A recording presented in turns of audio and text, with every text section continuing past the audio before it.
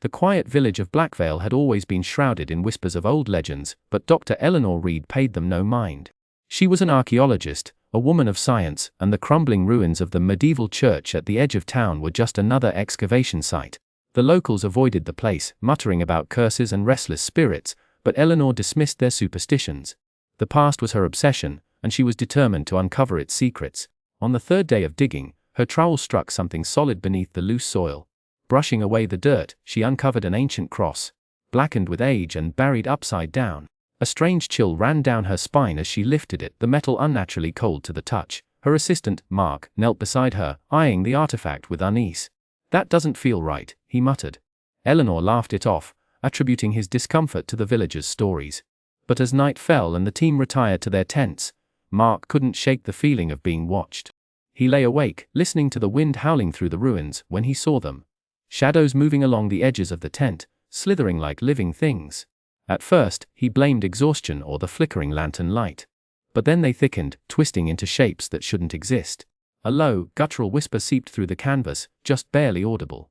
Mark bolted upright, his heart pounding. He turned to wake Eleanor, but the shadows retreated as suddenly as they appeared. Shaken, he told himself it was nothing. Yet deep down, he knew something had been awakened, something that shouldn't have been disturbed. Dr. Eleanor Reed sat alone in her tent, the flickering lantern casting uneven shadows across her notes. The days in the quiet village had grown unsettling, though she couldn't yet pinpoint why.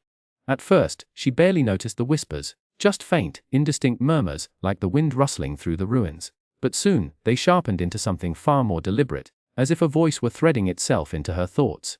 It called her name, softly at first, then with a creeping insistence that made her skin prickle. The villagers had always been wary of the excavation site, their eyes darting away when she asked about the church's history. Old stories, they muttered, curses, restless spirits. Eleanor scoffed at their superstitions, but she couldn't ignore how they hurried past the site at dusk, as though the very ground beneath it might swallow them whole. Mark, ever the skeptic, brushed off her unease. "You've been working too hard," he said with a tired smile. "Digging in the sun all day, sleeping in this damp air, your mind's playing tricks." But Eleanor knew exhaustion didn't explain how the whispers grew louder each night, how they unraveled from mere sounds into words. And then, the name, it slithered into her ears like a secret meant only for her, Lucan. She'd never heard it before, but the way it echoed, heavy with something ancient and vengeful, made her heart race. When she mentioned it to Mark, he frowned, refusing to entertain the idea. But that night, as the wind howled through the ruins, the whispers became a chorus, chanting the name over and over, louder, until she clamped her hands over her ears, trembling in the dark. Dr. Eleanor Reed awoke to the sound of frantic whispers outside her tent. Rubbing her eyes, she grabbed her flashlight and stepped out into the chilly pre-dawn air. The camp was in disarray, her team huddled together near the artifact tent, their faces pale with fear. Emily, one of the junior archaeologists, pointed a trembling finger toward the makeshift storage. "It's the cross," she stammered. It's different." Eleanor pushed past them and entered the tent, her breath catching in her throat. The ancient cross, which had been carefully placed upright on the examination table the night before, now stood inverted, its jagged edges digging into the wood as if it had been driven down with force. The air smelled faintly of decay, and the shadows in the corners of the tent seemed to ripple, unnaturally still yet alive. Mark stood in the doorway, his usual confidence shaken. "No one went in," he muttered. "I checked the lock myself." Before Eleanor could respond, Father Connolly, the village priest, appeared at the edge of the camp. His face was grim, his dark eyes reflecting a knowing dread. "You've disturbed something unholy," he said, voice low. The villagers had already warned him about the excavation, murmuring of an old curse. Lucan, the priest continued, was a heretic centuries ago. He mocked the church, twisted its symbols. His greatest crime was desecration. The people executed him and buried him beneath this ruin, hoping he'd never return. Eleanor scoffed. "Father, with all due respect, we're scientists. There's a logical explanation for this." She glanced at the cross again, her stomach twisting as she noticed the faint, claw-like marks on the table beneath it. The priest sighed. "You don't believe now, but you will, and when you do it may be too late." As he walked away, Eleanor dismissed his words as superstition. But that night, she dreamt of a voice hissing in the dark, "Lucan," and woke to find the cross, once more, standing upright and covered in fresh soil. The air in the village grew heavy, thick with an unspoken dread. Mark had been acting strangely for days, twitching at nothing, muttering under his breath. But when his eyes darkened to pitch-black pools, Eleanor knew something was horribly wrong. She tried to rationalize it: fatigue, stress, the oppressive heat. But then he lunged at a villager. his fingers clawing at the man's throat. "Lucan speaks through me," Mark snarled, his voice guttural, inhuman. The villager stumbled back, blood trickling from his neck, as Eleanor and the others wrestled Mark to the ground. His strength was unnerving, his limbs thrashing with a force that didn't feel like his own. Forced to act, Eleanor locked Mark in the artifact tent, barring the entrance with crates. She told herself it was temporary, just until he calmed down. But as night fell, the whispers returned, slithering into her ears like serpents. They weren't faint anymore, they were clear, insistent. Eleanor, her skin prickled. She turned to the small mirror in her room and gasped. There, on her desk, the cross sat upside down again, though she had left it securely packed in the tent. Her breath hitched. This wasn't superstition, this wasn't coincidence.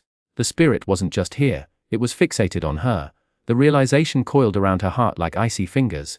Mark's possession wasn't random. Lucan was sending a message, and as the wind howled outside, rattling the windows, Eleanor understood she was next. Eleanor sat hunched over a pile of ancient manuscripts in the dim light of her makeshift study, her fingers trembling as she traced the faded ink. The village's old priest had given her access to the church's forbidden archives, texts hidden away for centuries. Her heart pounded as she pieced together Lucan's story. He had been a defrocked priest, excommunicated for dabbling in rituals that twisted sacred symbols into instruments of blasphemy. The upside-down cross wasn't just a random artifact, it was his sigil, a perversion of faith meant to mock the divine. The more she read, the colder the room became. Lucan had been accused of summoning dark forces, of sacrificing the innocent to gain power. When the villagers rose against him, they had him executed and buried beneath the very church he had defiled. But his spirit had never rested. The cross, she realized, was the key. His tether to the world of the living. The text spoke of a way to put him to rest. The cross had to be returned to his grave and placed upright, reversing his curse. But there was a problem. The grave was unmarked, lost to time. No one knew where Lucan's bones lay. Eleanor's stomach twisted. She had dug up the cross, disturbing its resting place, and now Lucan's presence was growing stronger by the hour. Mark's possession, the whispers, the shifting shadows, it was all connected. She closed the book with a shaky breath, her mind racing. The priest had warned her. The villagers had feared this, and now it was up to her to undo what she had unleashed. But with the cross now appearing in her room overnight, its inverted form taunting her, she knew one thing for certain: Lucan wasn't just lingering in the shadows anymore. He was watching her, and he wouldn't stop until she, or someone else, became his next vessel. The air in the ruined church was thick with the scent of damp earth and decay as Eleanor and Father Alistair combed through the rubble. The villagers had warned them to stay away, their hushed voices trembling with fear, but Eleanor refused to relent. Lucan's grave had to be found. The inverted cross's presence in her room the night before had erased any doubt. This was no superstition. The spirit was real, and it was hunting her. As they sifted through broken stones and rotted wood, the ground beneath them shuddered violently. A low, guttural groan echoed through the ruins as if the earth itself were protesting their search. Shadows slithered across the crumbling walls, twisting into grotesque shapes that seemed to leer at them. Father Alistair clutched his rosary, his lips moving in silent prayer, but Eleanor's focus remained sharp. She had to find the grave before. A guttural snarl cut through the silence. Mark emerged from the darkness, his eyes black voids, his movements jerky and unnatural. His lips curled into a grin that was not his own. "Eleanor," he hissed, the voice layered with something ancient and malevolent. "You cannot escape him." Eleanor stumbled back, fear clawing at her throat, but then something cold pressed against her palm. The cross materialized in her hand as if summoned. It burned with an unnatural chill, its weight pulling her forward. She gasped as it tugged her toward the crumbling altar, where the ground split open with a sickening crack.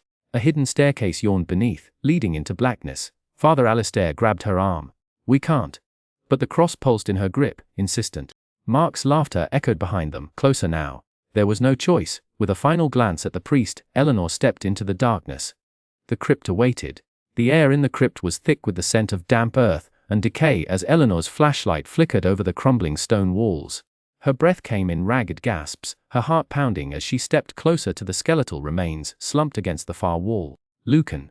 The name echoed in her mind, a whisper from the shadows that had haunted her since the cross was unearthed. The inverted cross lay heavy in her trembling hands, its edges biting into her palms as though resisting her grip. She knew what she had to do. With a surge of desperate strength, she drove the cross into the earth beside Lucan's bones, forcing it upright. A searing pain shot through her hands. Blackened, smoking flesh where the metal touched her skin.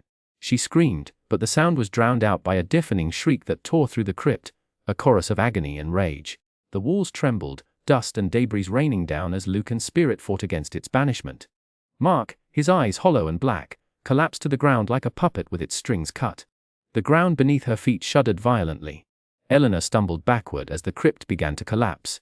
She barely made it to the stairs as the ceiling caved in behind her, sealing Lucan's remains, and the cross, beneath the rubble. Gasping for air, she emerged into the moonlight, her body aching, her hands burned and bleeding.